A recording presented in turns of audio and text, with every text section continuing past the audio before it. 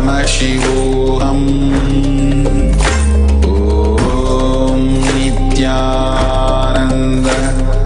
Paramashivam.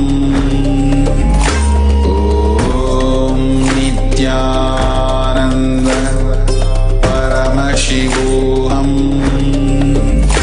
Om Nithyananda Paramashivam.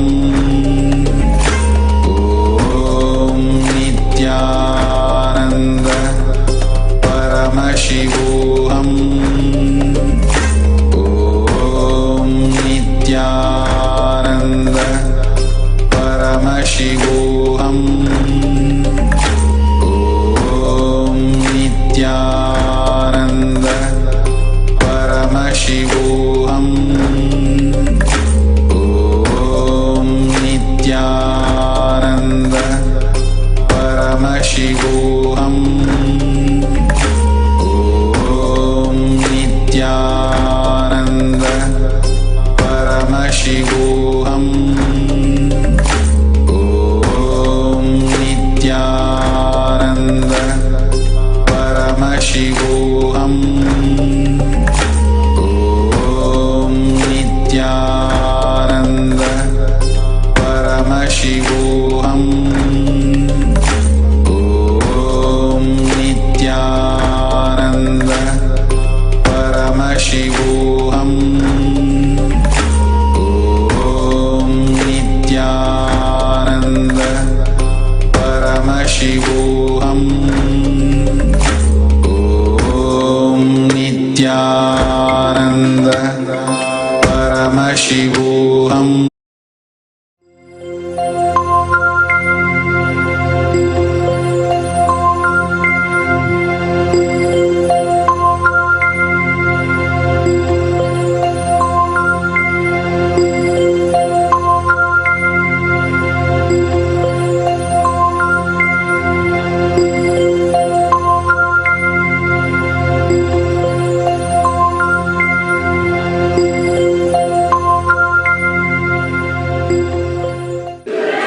விழித்துக்கொள்.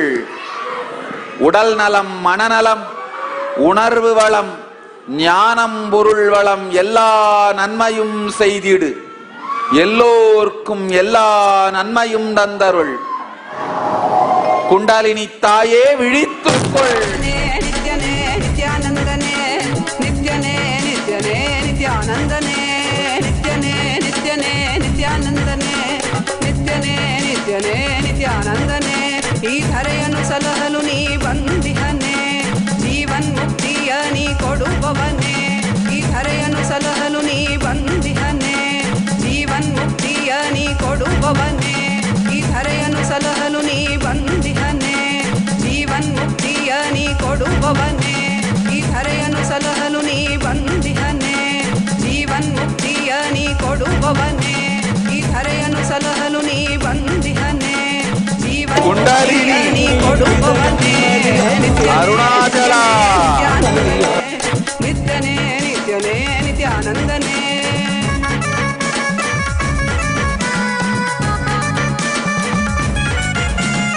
ಅರಿಯದ ಮನಸ್ಸಿನ ದ್ವಂದ್ವವ ತೊಲಗಿಸಿ ಅರಿಯದ ಮನಸ್ಸಿನ ದ್ವಂದ್ವವ ತೊಲಗಿಸಿ சங்காரி சதா சிவனோடு சந்ததம் லயித்திருக்க சகஸ்ராரம் நோக்கி பொங்கிடுவாய். நித்யனே நித்யனே நித்யானந்தனே நித்யனே நித்யனே நித்யானந்தனே நித்யனே நித்யனே நித்யானந்தனே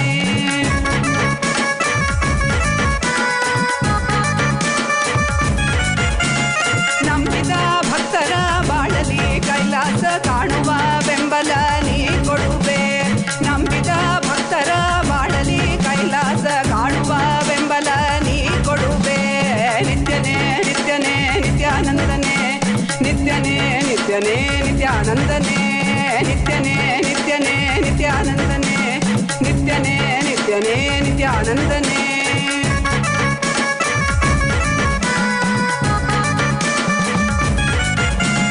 ಅರಿಯದ ಮನಸ್ಸಿನ ದ್ವಂದ್ವವ ತೊಲಗಿಸಿ ಅರಿಯದ ಮನಸ್ಸಿನ ದ್ವಂದ್ವವ ತೊಲಗಿಸಿ ದಿವ್ಯ ಜ್ಞಾನವ ನೀ ತಂದೆ ದಿವ್ಯ ಜ್ಞಾನವ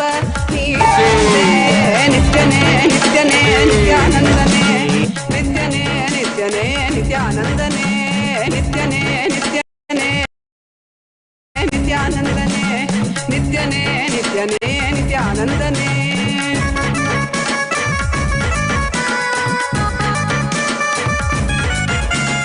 ನಂಬಿದ ಭಕ್ತರ ಬಾಳಲಿ ಕೈಲಾಸ ಕಾಣುವ ಬೆಂಬಲ ನೀ ಕೊಡುವೆ ನಂಬಿದ ಭಕ್ತರ ಬಾಳಲಿ ಕೈಲಾಸ ಕಾಣುವ ಬೆಂಬಲ ನೀ ಕೊಡುವೆ ನಿತ್ಯನೇ ನಿತ್ಯನೇ ನಿತ್ಯಾನಂದನೇ ನಿತ್ಯನೇ ನಿತ್ಯನೇ ನಿತ್ಯಾನಂದನೇ ನಿತ್ಯನೇ ನಿತ್ಯನೇ ನಿತ್ಯಾನಂದನೇ ನಿತ್ಯನೇ ನಿತ್ಯನೇ ನಿತ್ಯಾನಂದನೇ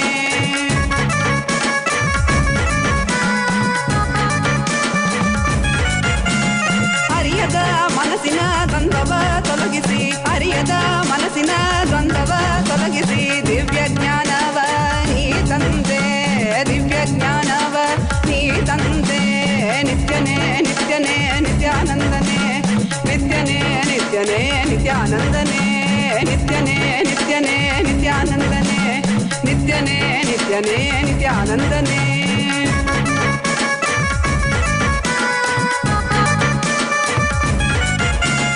ಚಂದದಿ ಕಾಣುವ ಮಾಯೆಯ ಮುಸುಕನು ತೆರೆಯುವ ಬುದ್ಧಿಯ ನೀ ತರುವೆ ಚಂದದಿ ಕಾಣುವ ಮಾಯೆಯ ಮುಸುಕನು ತೆರೆಯುವ ಬುದ್ಧಿಯ ನೀ ತರುವೆ ನಿತ್ಯನೇ ನಿತ್ಯನೇ ನಿತ್ಯಾನಂದನೇ ನಿತ್ಯನೇ ನಿತ್ಯನೇ ನಿತ್ಯಾನಂದನೇ ನಿತ್ಯನೇ ನಿತ್ಯನೇ ನಿತ್ಯಾನಂದನೇ ನಿತ್ಯನೇ ನಿತ್ಯನೇ ನಿತ್ಯಾನಂದನೇ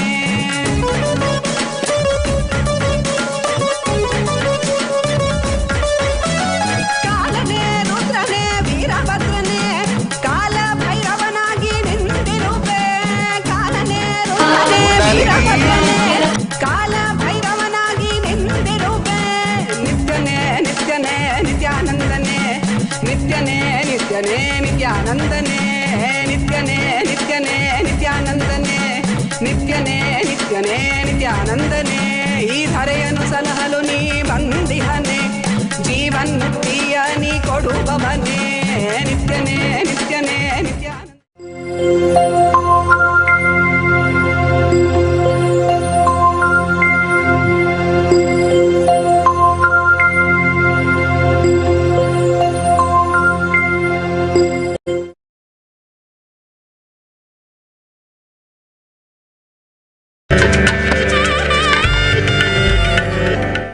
Violence continues to be reported from Delhi as we cross more than 80 days since the Citizenship Amendment Act was passed in the Indian Parliament and the opposing sit-in protest at Shaheen Bagh began.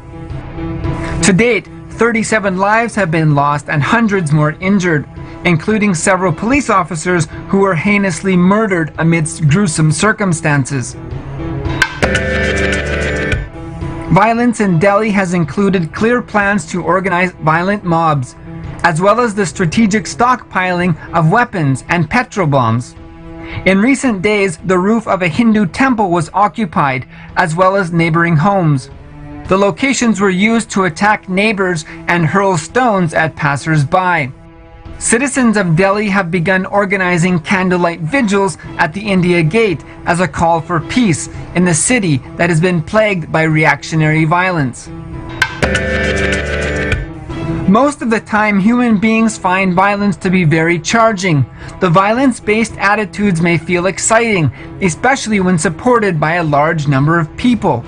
But the violence attitude is neither eternal nor permanent. Even when supported by a large number of people, life-negative violence is never supported by the cosmos. Hindus have started losing the elite culture revealed to us by our ancestors from their thousands of years of research and development. We started behaving as per reactionary assumptions. Anything we feel as our core strength, other than pro-life powerfulness, is delusion. Trying to eliminate another life is not supported by the cosmos.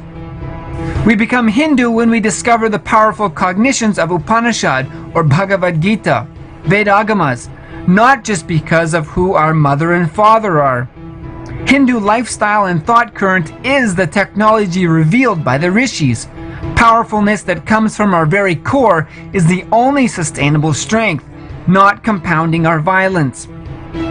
The authentic Hindu inner world lifestyle of pure life positivity uncovers a real nuclear force from the core. Life positive, life possible, life powerful, not reactionary violence.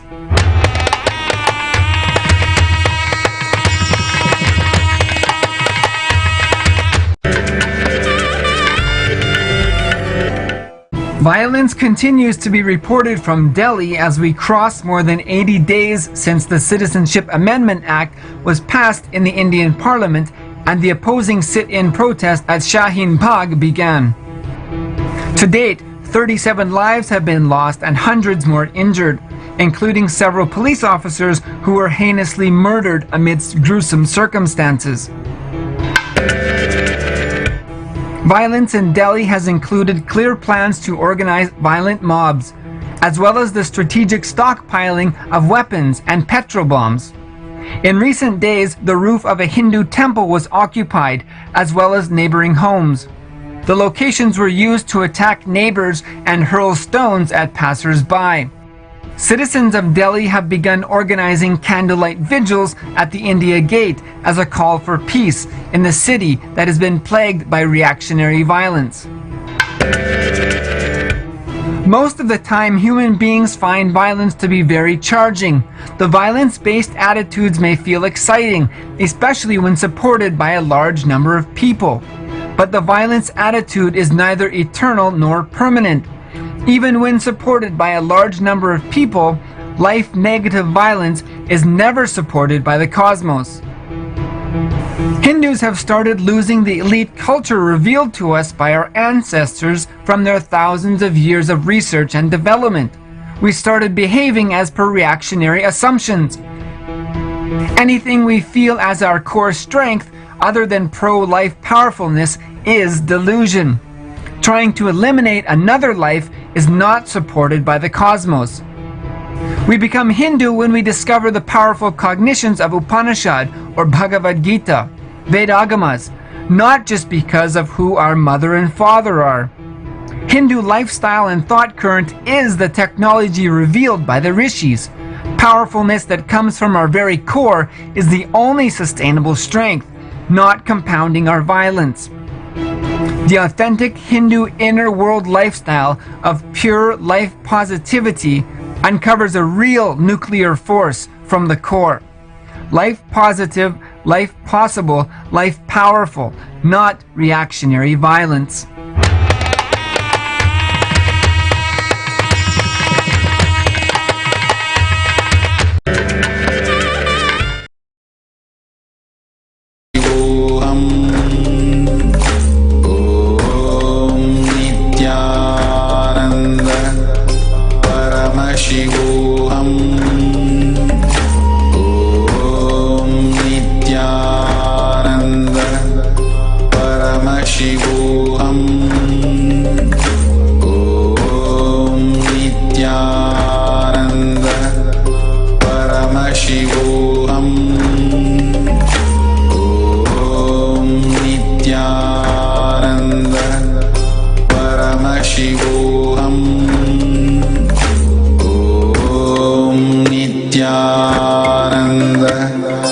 Paramashivam.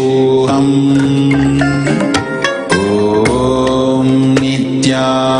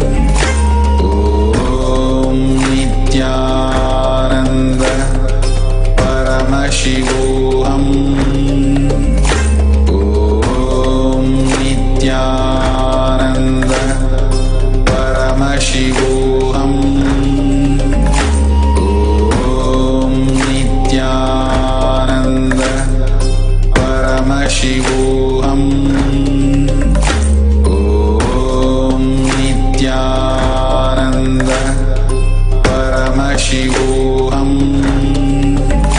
Om Nithyananda Paramashivam.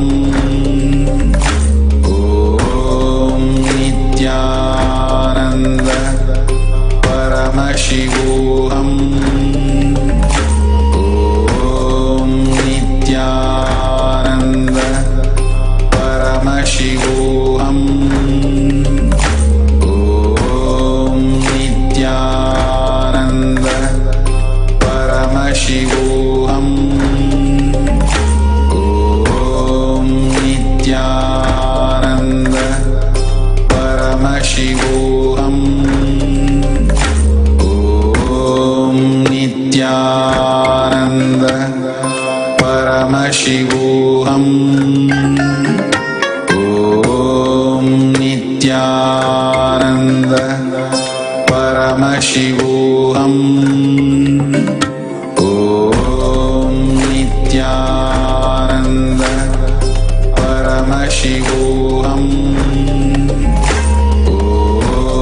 Nithyananda Paramashivam. Om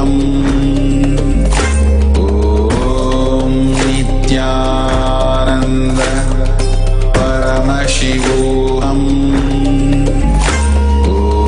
Om Nithyananda Paramashivam. Om Nithyananda Paramashivam. Om Nithyananda Paramashivam. Om Nithyananda Paramashivam. Om Nithyananda Paramashivam. Om Nithyananda Paramashivam. Om Nithyananda Paramashivam. Om Nithyananda Paramashivam.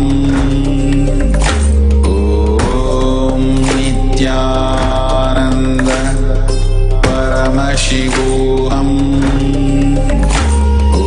Om Nithyananda Paramashivam.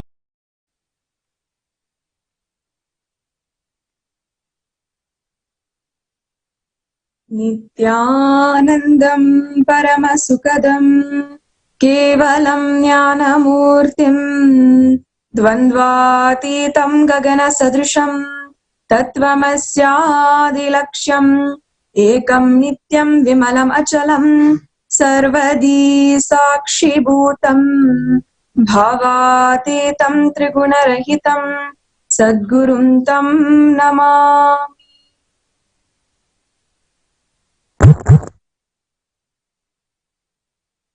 Nithyanandam, I welcome all of the viewers who are gathered here today, awaiting the most divine, beautiful, auspicious happening on planet Earth today.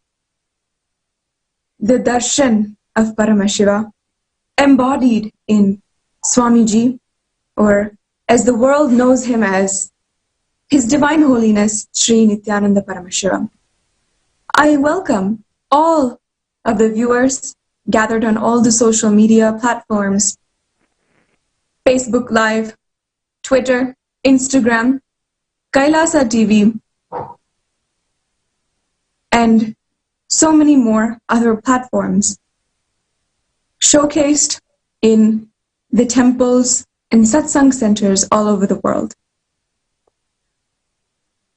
It is my honor to be able to introduce today, as we await the satsang, to tell the story of how so much is going on, so much of persecution against Hinduism. In a world where we are continuously facing the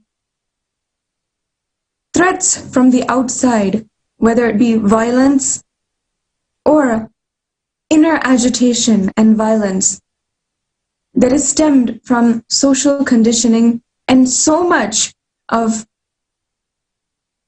deep hatred seated inside of us. Swamiji came to planet Earth with the ultimate solution for the problems of the world. Continuously, Swamiji has delivered for the past 20 years the ultimate solution.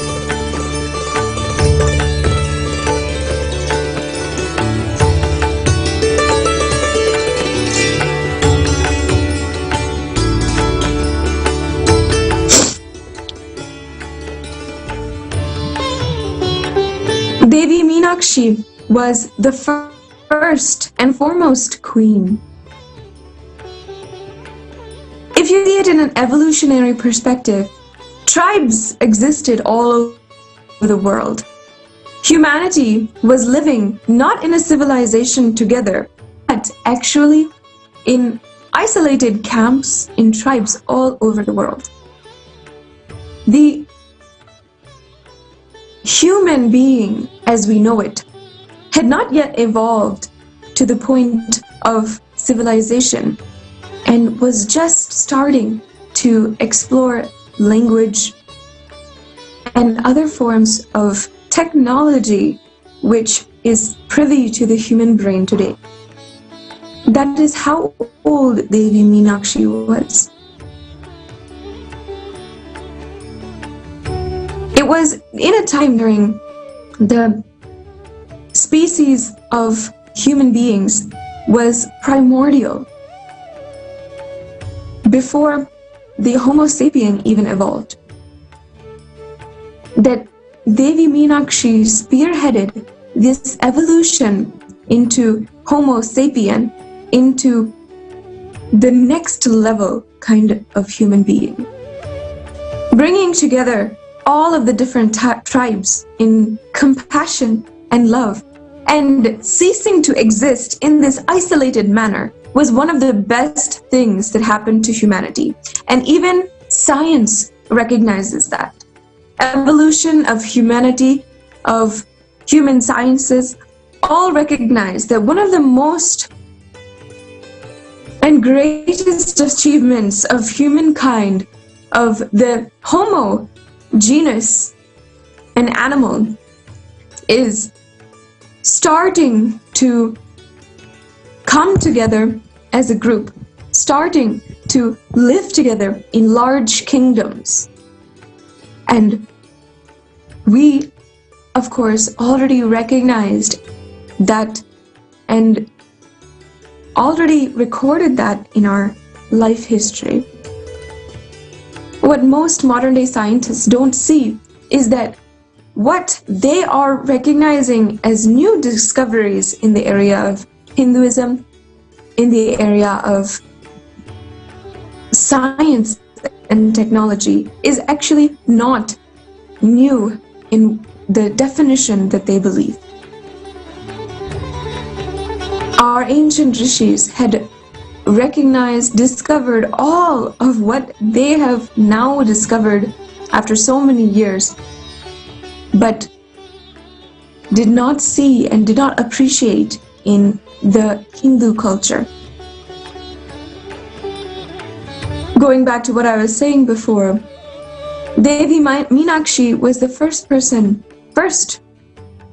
ruler of humanity, who had brought together all of the isolated tribes and built the nation, the immense nation that spanned across modern-day Pakistan until Cambodia. She was one of the first in a series of rulers who ruled and made the Indian civilization, the Indus Valley civilization, so great, known throughout the world for all of its riches being one of the richest cultures of humanity and the most beautiful culture that existed at the time. Of course, this attracted so many people from around the world, even then, to come and explore into our culture. But at that time, even then, of course, there was people who wanted to exploit the culture and started a huge persecution against the Hindu culture and tradition. Devi Meenakshi was the first matriarch of the Vedic civilization, followed by thousands of matriarchs, rulers who had established the philosophy and the traditional way of living in Hinduism. Hinduism is as great of a culture today because of how she established it. In all truth, we owe everything that we experience and live today as Hinduism to Devi Meenakshi.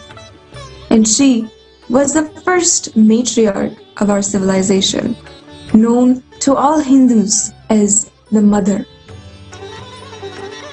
This is the culture which we have. This is our tradition.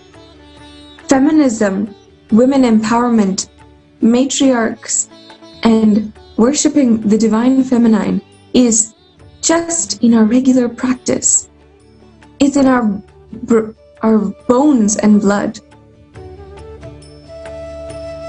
However, today, the ideas of feminism in the Western world are only based in equality and seeking the rights of women in areas of politics, employment, society.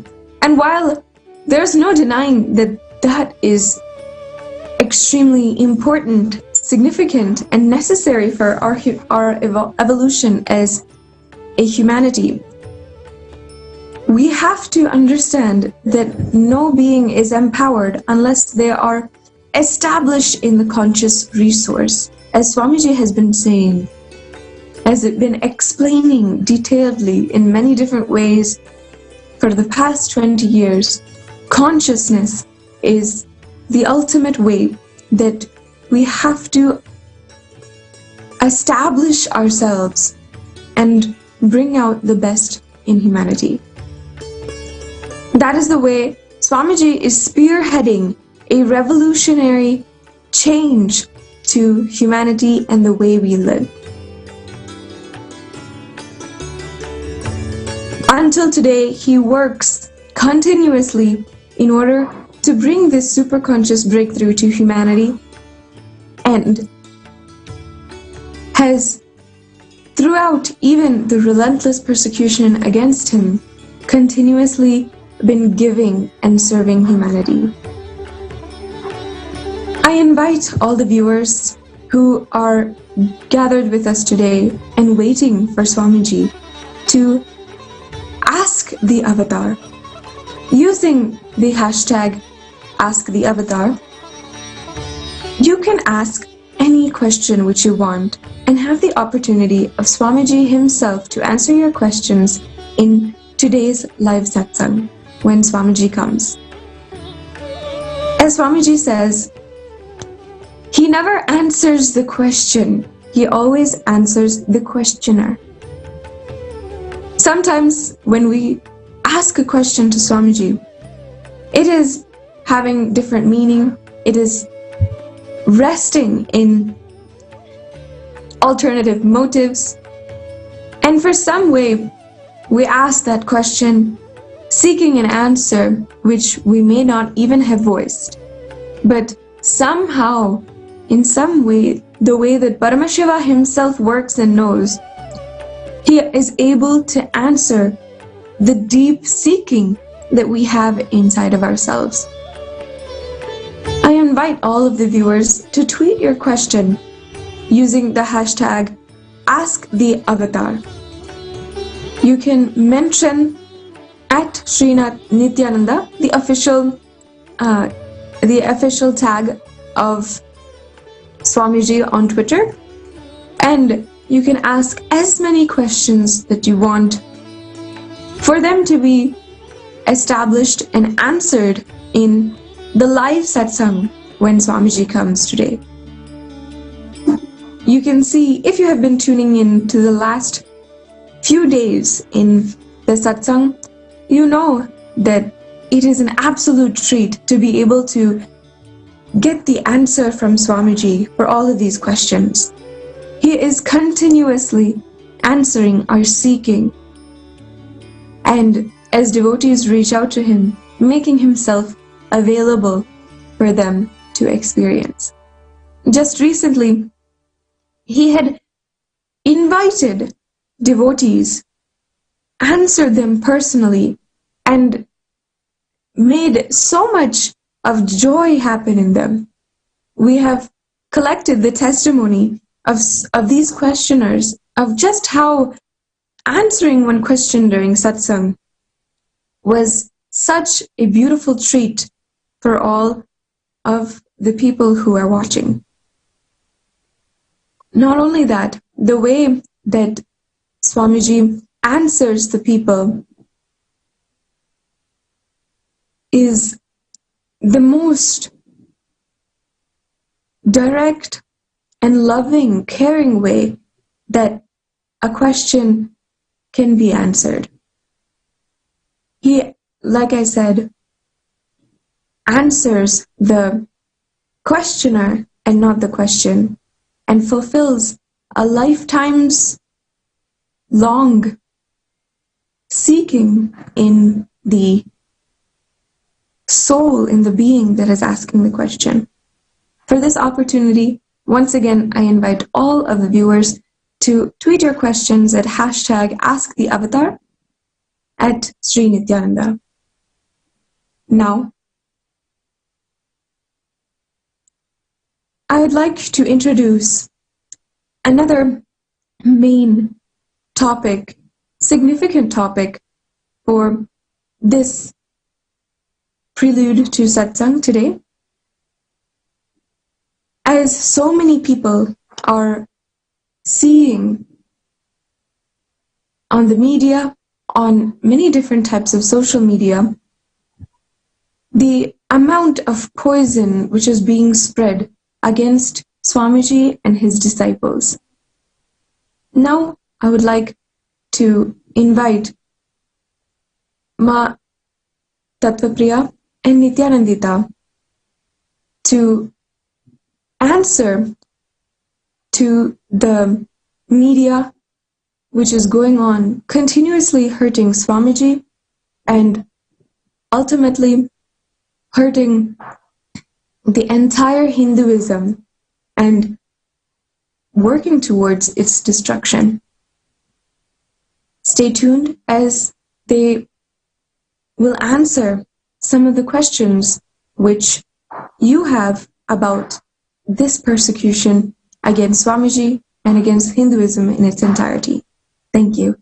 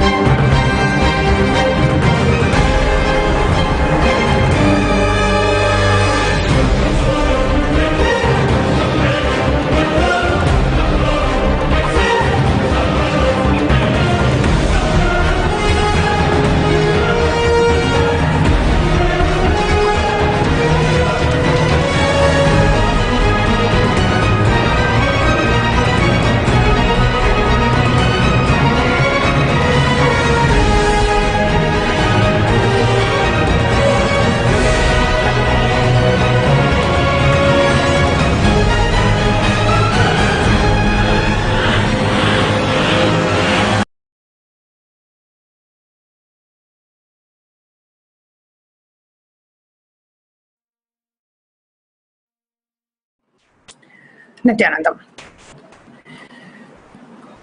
Tyaga, love, and non-violence. These are the three things, the foundation on which Swamiji has built the entire Sangha. The revival of the only Hindu nation, Sri Kailasa, the foundation, if we can just see last 20 years of Swamiji's life, all we can see is just different dimensions of Tyaga, his uncompromising love and his non-violence. In spite of relentless attacks, assassination attempts, lawfare, media hate speech, character demonization, rapes and murders of his disciples, destruction of his religious institutions, monasteries. It's easy to talk about non-violence, but it's difficult when you are being persistently attacked atrociously for absolutely no reason at that time, from that space of non-violence, operating from that space of Tyaga and uncompromising love towards his disciples, and his will persistence to make his mission happen. That is Swamiji. That is how this entire Sangha, Sri Kailasa, has been built. Today, we are going to see and hear about what's been happening with the monk sisters. Recently, their mother, Bhuvaneshwari, has come out to the media and allegedly making false claims, spreading rumors about the two monk sisters and whatever they have been sharing so far. Just to give you a quick preview, Janardhan and his wife Bhuvaneshwari enrolled their 4 children in Gurukul 6 years back. Gurukul is a free residential school offering the Vedagamic education and the education of today through different syllabuses. We have IGCSE syllabus and different syllabuses in Gurukul. 3 years later, Janardhan and his wife decided to come and join the monastery full-time. Janardhan so-called resigned his job and came and joined the Adinam. And over the last 3 years, was involved in multiple financial embezzlements. We are having proofs, evidences of Bhuvaneshwari directly mixing poison in Swamiji's food. Both of them have been found to have been directly involved with the spearheading the anti-Hindu, anti-spiritual elements attack on Swamiji and Sangha. Last November, Janardhan decides to, once his financial embezzlement surfaced out and he realized he could not cheat anymore, he absconds from the organization, comes and wants to remove all his 4 children from Gurukul. The younger 2 children went with him. The elder 2 girls, who were majors at that time, decided to not give in to the father's corruption and his lack of integrity and decided to stay with Swamiji and Sangha and decided to continue their monastic lifestyle. This decision leads to Janardhan filing an FIR saying that his daughters have been kidnapped. And this FIR led to the arrest of 2 of our female monks, Ma Pranapriya and Ma Priya Tattva, who were kept in jail for 82 days and were later released on bail. And this also led to the harassment of the Gurukul Balasans by the so-called Child Welfare Committee authorities and Janardhan by the instigation of Janardhan. And now his wife, Bhuvaneshwari, has come out in the media saying that the daughters are, talking about their father in a wrong way. So what is the truth behind this whole thing? And why suddenly Bhuvaneshwari is coming out in the open when she herself has been involved indirect assassination attempts on Swamiji. So let's hear the truth from the two monk sisters who are joining us today to share the truth and to unravel the mystery behind the conspiracy spearheaded by their once father and mother, Janardhan and Bhuvaneshwari. Nithyananda Ma.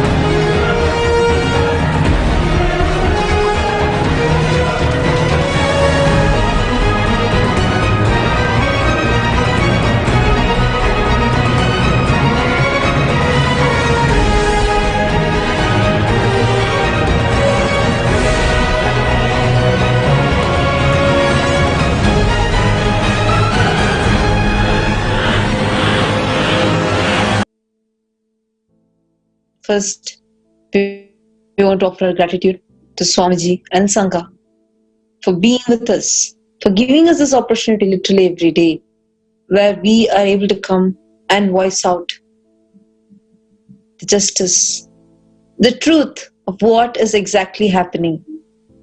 Media is so busy in spreading all sorts of hate speeches, absurd lies, and just spreading hatred, defamation, and trying to twist our case, trying to bring injustice for us. And I really want to thank all the viewers who are continuously supporting, many people who are continuously expressing your support by tweeting, by commenting, by messaging us. Like this, in many ways, you all have shown your support. And I really want to thank all of you for that. Yesterday, there was a fake news by this prostitute channel, Republic TV. Actually, I'm so hurt by the way the Republic TV has tortured both of our lives that I'm even using this word. Actually, there are so many media channels that are just prostitutes. And I would like to include Republic TV also in that, because the way it has tortured us. Every time spreading some false rumor as a news. And every time it has been really, really hard on our lives. Really hard on the life of Swamiji. Someone who's doing so much to Sanatana Hindu Dharma, so much to humanity at large, is being persecuted continuously. I only wanted to address the recent video that was published by Republic TV, the video of Bhuvaneshwari, our Purvashram mother, where she comes and pretends with a lot of theatrics, claiming all sorts of lies, telling how actually there's nothing even she's sharing there. All she's doing is cursing.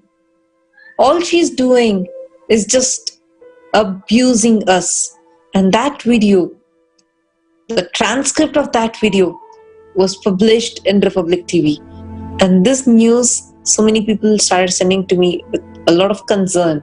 And that is why I want to address this today. I really thank all of you for your patience and coming and giving us this time and listening to us. First, I just wanted to give a brief intro on who is this lady. She has been, I have to say, like when she actually put us in Nithyananda Gurukul, that time because the first time when she met Swamiji, she actually held her Mangalyam, Mangal Sutra, what we call as Tali in Tamil, the Tirumangalyam. She held that, came to Swamiji and begged for her husband's life, Kulnari's life. He was in a serious condition in hospital where his third heart surgery was going on. The doctors had almost given up. Swamiji blessed her, and that is why that Kulnari is even alive today. After seeing that her husband's life was saved, she started getting connected and started coming to ashram. But after she came to ashram, she never joined as an Adinavasi. We joined the Nithyananda Gurukul in the year 2013, but she had not joined the Adinam then. In 2016, when she got money to poison Swamiji, that is when she enters the Adinam and pressurizes to be in Swamiji's kitchen. You all would have heard Swamiji multiple times telling that he is not able to talk and he coughs a lot, something is wrong with his health, and that anti-Hindu elements have injected poison inside Swamiji. There are multiple people who are involved in this, but the one that I have seen as an eyewitness was this lady, Bhuvaneshwari, whose abusive video is now widely spreading. And she poisoned Swamiji, and when I found out that she is poisoned Swamiji, it was a slow poison with high, actually toxic levels of lead. So you keep putting it in the food every day. Within 2 months, the organs will start dysfunctioning. It will just start actually malfunctioning, and that person will die within 3-4 months. So that was a poison that she started feeding Swamiji, but she started mixing in Swamiji's food and giving it to him. And all of you I also wanted to share with all of you, it is not a joke what we are going through, what we are being put through by when people go to their parents, when people live with their parents, especially in a culture like India where family is given utmost priority. In India, we are out to look up at our parents to learn ethics, to see how we have to treat others with respect, to learn how to treat women with dignity. That is a reason that India has always grown with its popularity about the culture, because we give so much of importance and respect, mutual respect in the family. But unfortunately for us, that is not the truth. That is not what we are, and why we are running away is not just because of that. We literally are being brought up by someone who is an assassin, who's a murderer, someone who's a cheap womanizer. All of you should know, as an 18-year-old girl, what amount of torture it would have taken me, what amount of pain it would have taken me, that is caused by my own, whom I am supposed to call as parents, by the Kulnari and by Bhuvaneshwari, that it takes me to tell this. All of you should know, when many of your relatives, when many of you at your 18 would have dreamt what you should do next, what is a career you have to choose, and many of you would have dreamt that this is what you need to do and had a clarity in life, and by now might as well have even started it. There are many people who are achieving, but here what I want, fortunately I was able to get as a gift. Swamiji happened in my life just at the age of 13. But today, this is not what I dreamt of. I have been running here and there, almost like a refugee, because I don't have any place to live. There's nobody. And whatever we talk being manipulated in the media, being misinterpreted, mispresented. If you as a woman, as a child, just at 18, are put through this, what would you do?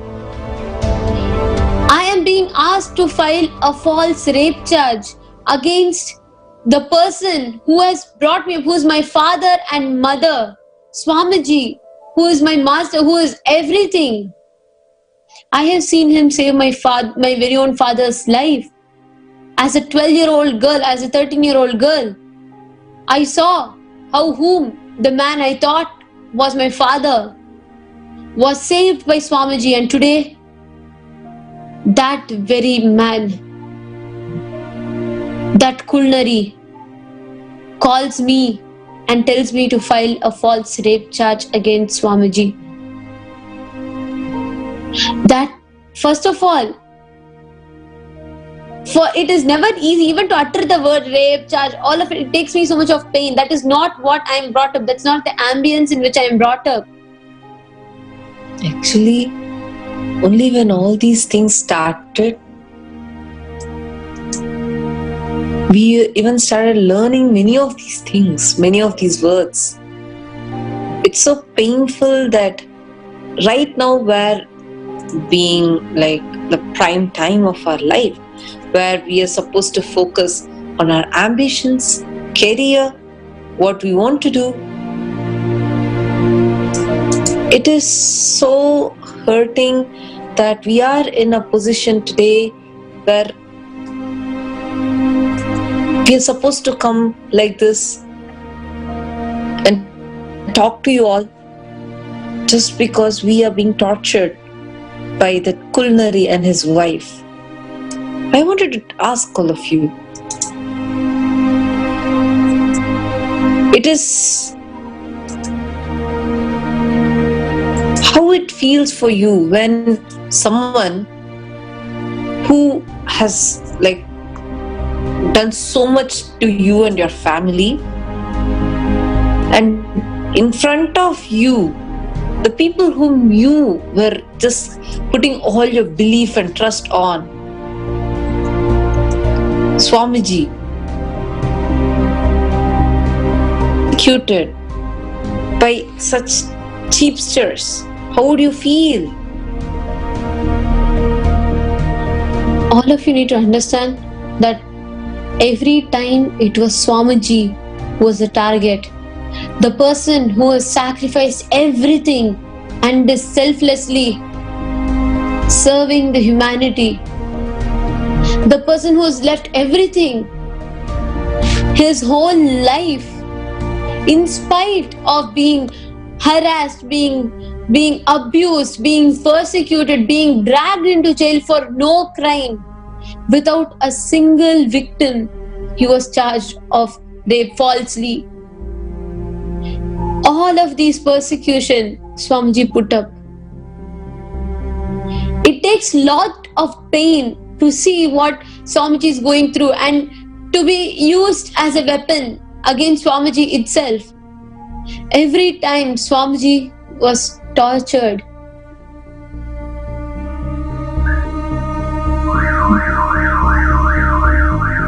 he was abused.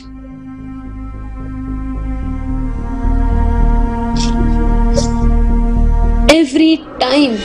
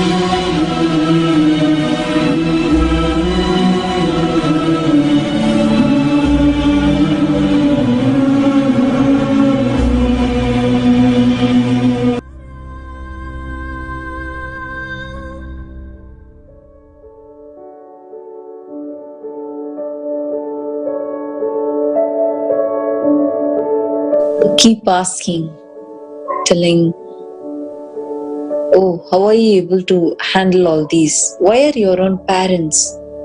They have been there in the Adinam, and why are they all of a sudden doing it? I wanted all of you to know. I first want you all to understand their character, so you all are able to understand what we are sharing with you all.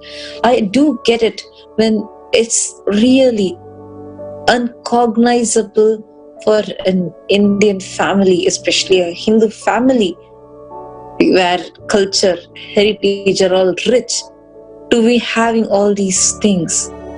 But this case is different. I wanted all of you to understand, they do anything for money. 2013, it was Swamiji who saved Kulnari's life. 2016, that same Kulnari and his wife come into the Adinam after taking money from the conspirators to poison and assassinate Swamiji. Not just taking money from conspirators, stealing money from Swamiji. Today that Bhuvaneshwari is making a video and doing all of her theatrics and trying to be melodramatic. But all of you should know, that woman that is crying and trying to get sympathy out of you all has also been the very same cunning person that stole more than 5 crore rupees in the name of trying to fulfill all her loans and debts. She took money from Swamiji, more than 5 crore. But till date, not a single penny has been returned, and you all should know, she hasn't just used that to settle her loans. She stole that money and started hotel, started her business, and ran away from the Adinam. See, one important thing I want all of you to understand is, she comes and claims so much about family today, but for almost 3 years, the day when she left the Adinam, after we found out that she was the one who was poisoning Swamiji, she left the Adinam. After that, she hasn't even bothered about her family. She was living with some other person half her age. She was living with another man. Understand, after having 4 children, the age where she is expected to tell us, oh, please focus on your lives, don't go into relationships, don't have boyfriends. She didn't do that to us. Instead, it was the other way around. We were telling her not to do what she's doing. We were telling her to come and stay with us as a whole family. Today, what makes her come and talk so much about family? I really have this question. How much did she take from that Kulnari or any other conspirator to make even this video? And how come it took so many months to make a video? If this was something she has been talking from beginning, she should have made a video. She had her social media active with her. You all need to know that she was not there in the home. She ran away. Even after this problem started, twice, despite of all this persecution starting, 2 to 3 times, she ran away from the house. And that was a period where the Kulnari was keeping quiet. And it's actually like when I'm telling all these things, it doesn't feel nice. It's really like hurting when it's like someone you trust so much just deceives you.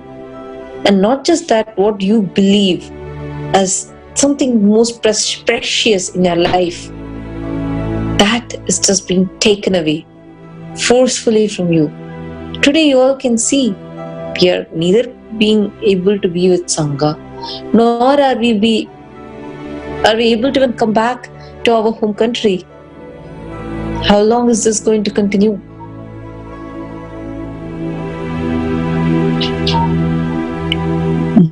Most importantly, it really pains to see that they're using us as a weapon against Swamiji.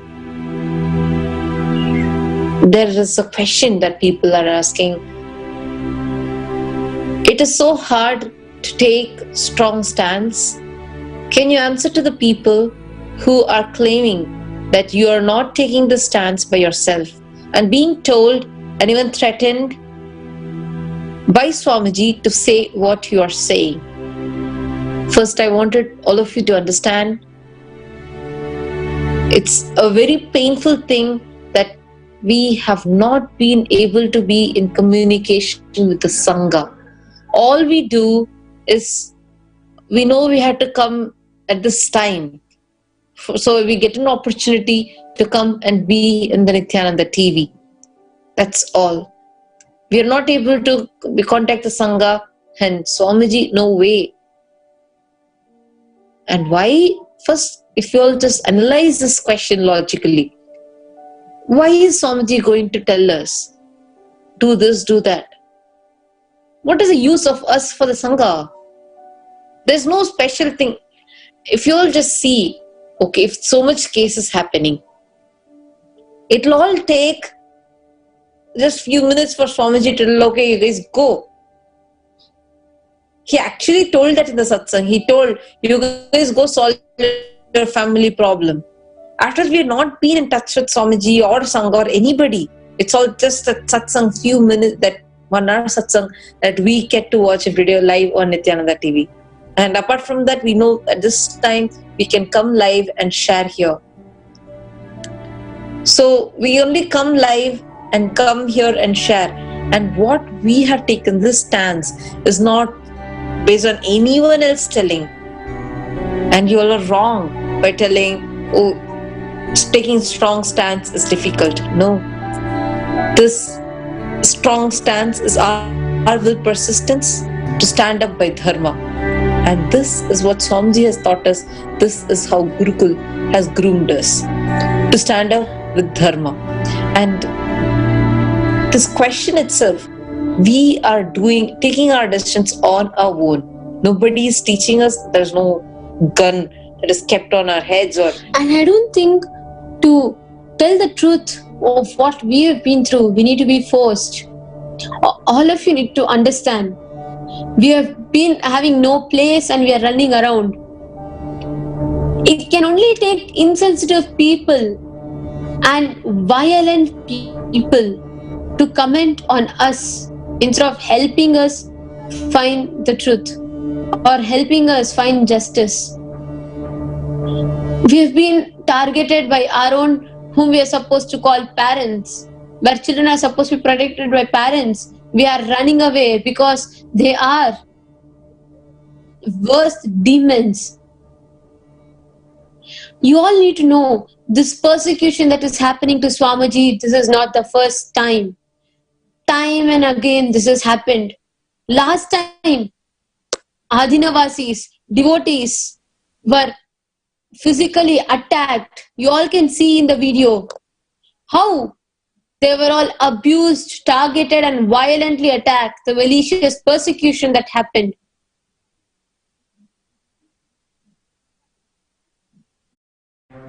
In June 2012, Ajit Hanuma Kanavar interviewed the fake rape victim of Paramahamsa Nithyananda on Suvarna TV. By June 7, 2012, Swamiji refutes her fake claims in a press meet held here in Bidati.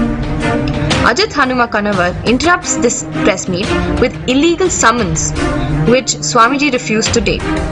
This, however, was projected in the media as if Swamiji was absconding repeatedly, and this is shown in this way even till now. The media failed to show that what Ajit did was illegal, as he is not a representative of the court. He is a media person. Furthermore, the summons Ajit was trying to give was from the convicted rapist Vinay Bharadwaj in another false case that was dismissed. After Ajit illegally tries to serve a summons, his rowdies come back and attack the ashram and ashramites, severely injuring our administrators. Then his Savarna gang again interrupts the press meet the following day and created a huge scene by assaulting our ashramites, sannyasis and women. When they're being escorted out there, a huge crowd of gundas is seen rioting outside the gate. They actually jumped our fence and started attacking us with stones and degraded Swamiji's pictures and effigies. Finally, Ajit puts a false case on Swamiji, accusing him of supposedly inciting an attack on him. This complaint was completely baseless and was dismissed as Swamiji was not even present on the scene. However, the case on Ajit of sexual assault on one of our sannyasis is still open. The media is leveraging its mafia power to go beyond its scope and conspiring with criminals to attack Hindu gurus. Where is the integrity and basic human decency in the Indian media?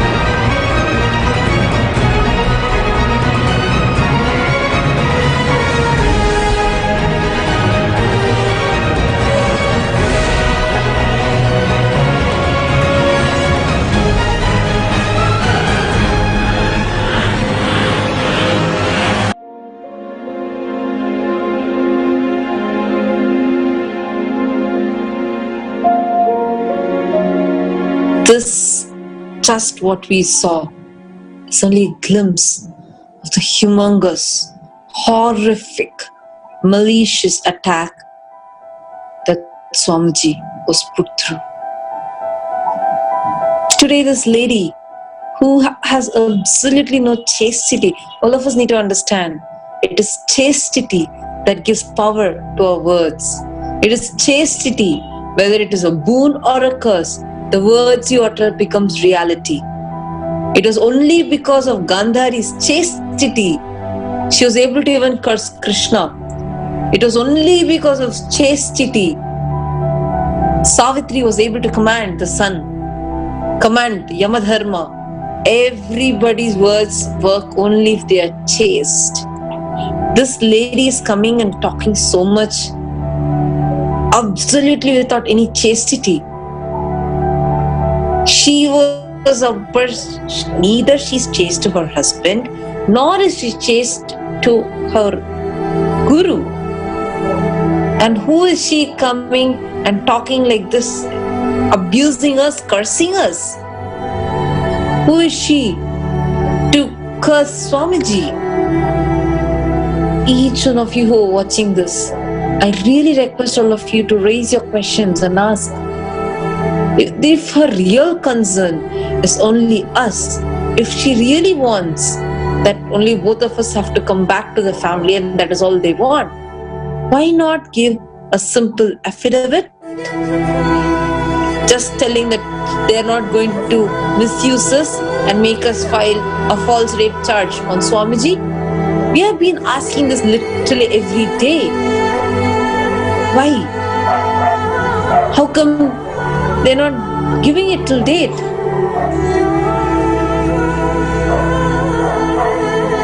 It is really so obvious that it is a complete conspiracy and a fake news. But nobody listens to our side. The whole news is claiming that we, both of us, are kidnapped. And we are continuously telling that no, we are not kidnapped and please listen to our side. No media is interested to listen. They only keep putting all the crap that culinary and his third-rate cheap family is sending.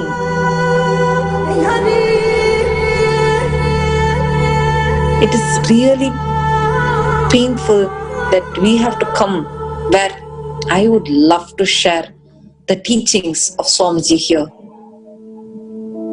For the past 5 months, it's not just not talking. It is so painful. Really, I don't even know how to bring all this out, because till date I have heard the media trials, because I've seen how it was done on Swamiji. But today, going through it, I'm understanding so many other impacts, so many other implications it has personally on our lives. It is not just ordinary trolls or nothing like that, completely mispresenting our very existence and context, where she makes a video trying to protect her life from the very media and press channels that were trying to attack, and they change and manipulate and present the news.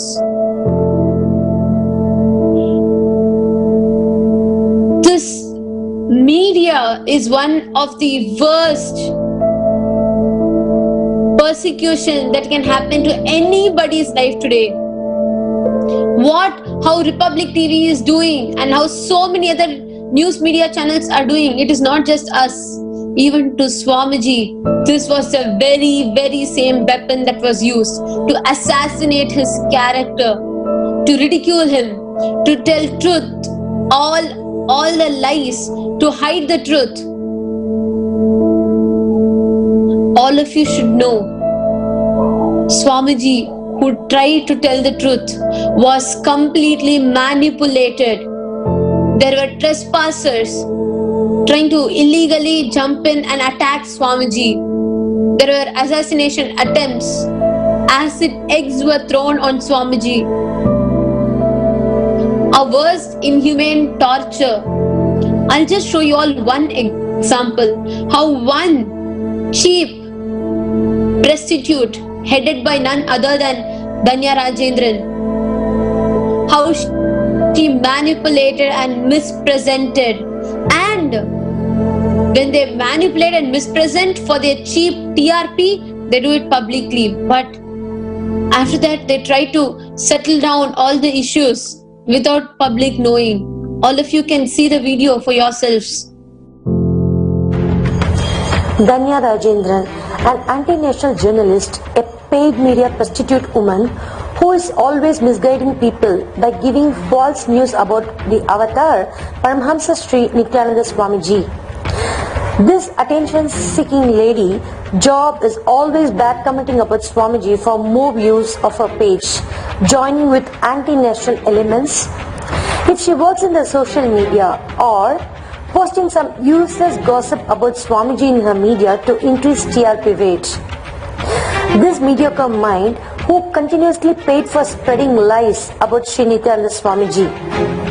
She is a paid media person who is always giving news twists to people about Swamiji with her vested interest. When we are facing such crucial persecution on 2010, this lady never left us, got us the slot extra interview from Swamiji in Haridwar. In front of us, she took interview introduced to Swamiji by saying Swamiji is very much in Haridwar attending Kumbh Mela and speaking to Times Now. Media reports from two South Indian states, Karnataka and Tamil Nadu, claim that Swamiji Paramahamsa Nithyananda is missing. But the Swamiji is very much in Haridwar attending the Kumbh Mela and speaking to Times Now. And these prostitutes started our news within their channel claiming Times Now managed to track down Swamiji Nithyananda in Haridwar. Times Now managed to track down Swami Nithyananda in Haridwar. And this paid media anchor first imposed Swamiji with the introduction as the man admits he is indeed in that sleaze video, which is utter lie. The man admits he is indeed in that sleaze video, but that some parts of it have been morphed. The imposed subtitle with the interview is "It's me in the video," just knowing the psychology of the people. So watch the interview with the judgment, not with the open mind. This we can call as possessing people by imposed judgment about others and making money out of it. Here is the original video. While watching this video, the viewer who want to know the facts will not come to the conclusion Swamiji is saying that he is in that video. Swamiji is giving a simple, straightforward answer that Swamiji does not have any judgment of that video. And he clearly says that Swamiji has sent the video for research. Swamiji, what created the entire the video? What is you on the video? Few things I want to talk about it. Surely there is a lot of misrepresentation, manipulation, conspiracy and morphing. Now only we are working which part is recorded during with conspired way, in a conspired way, which part is marked, which part is misrepresented, which is manipulated. All these things we are studying. Before I come to the complete conclusion, I do not want to make any big comment. But apart from this, I can say many things about the whole thing, about the situation, about the whole atmosphere. First thing, my personal life was completely misrepresented and misinterpreted, and intrusion of privacy. Intrusion of privacy. Some of the magazines and media are publishing the photograph of me changing clothes after taking bath. And what it has to do with, see, some videos they are publishing to defame my character. Some videos they are publishing just changing clothes. I don't know how much is marked in this and how much is. Now only we have sent some, whatever we got, we have sent it to some of the people who are doing research. We are working on it. Before that, I wanted to be very patient before making any comment. And Swamiji never said in the interview that he was in trance when the video was shot. First of all, Swamiji never spoke about the video shot. All he was saying is consciously he was in deep samadhi and physically he was not feeling well.